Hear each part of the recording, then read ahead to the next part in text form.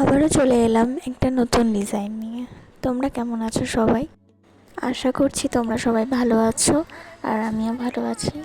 আজকে নিয়ে বসে পড়েছিলাম একটা কলকা ডিজাইন করতে। বৃষ্টি ভেজা দিনে ছবি আঁকতে বেশ ভালোই লাগে, যেখানে সেটা পছন্দের সাবজেক্ট।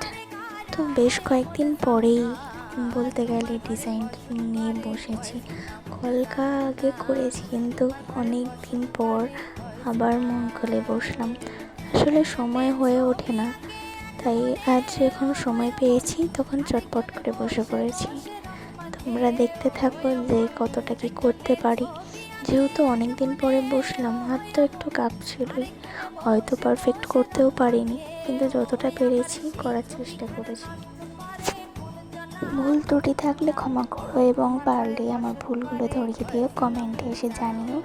নেক্সট টাইম আমি আরও বেটার করার চেষ্টা করব।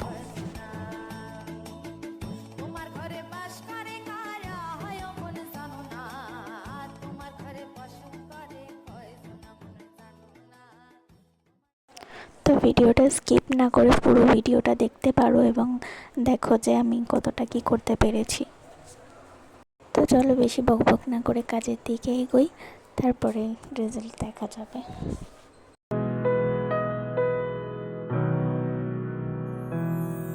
কেন মেঘ আসে হৃদয় আকাশে, কেন মেঘ আসে হৃদয় আকাশে, তোমারে দেখিতে দেয় না। মোহ মেঘে তোমারে অন্ধ করে রাখে, তোমারে মোহ মেঘে তোমারে অন্ধ করে রাখে, তোমারে দেখিতে দেয় না। মাঝে মাঝে তব দেখা পাই, চিরদিন কেন পাই না। মাঝে মাঝে তব দেখা পাই, চিরদিন কেন পাই না। তো চলো, অনেকটাই কাজ এগিয়ে এলো। আচ্ছা, নেক্সট ভিডিও কী নিয়ে বানাতে পারি একটু সাজেস্ট করো না। তোমরা যদি আমাকে জানাও যে নেক্সট ভিডিওতে কী বানানো যায়, আমিও চেষ্টা করবো পরবর্তী ভিডিওতে সেটাই করার।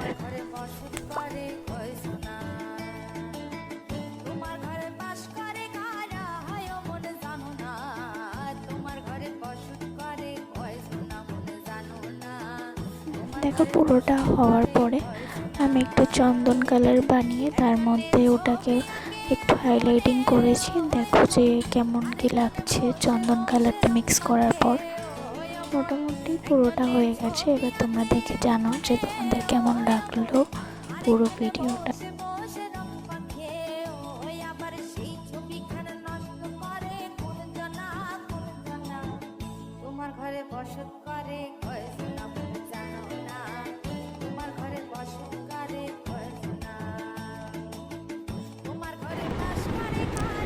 এই আঁকাটা করতে করতেই তো চলো তোমাদের একটু বাইরের দৃশ্যটা দেখাই। এই জানলার পাশে বসেই আমি আমার কাজগুলো সাধারণত করে থাকি। তো বৃষ্টিও হচ্ছিল, পেছনে এত গাছপালা দেখে মনটা ভালো হয়ে যাচ্ছিল। দেখো, সবাই ভালো দেখো, দেখা হবে আবার পরের ভিডিওতে। ততক্ষণের জন্য টাটা।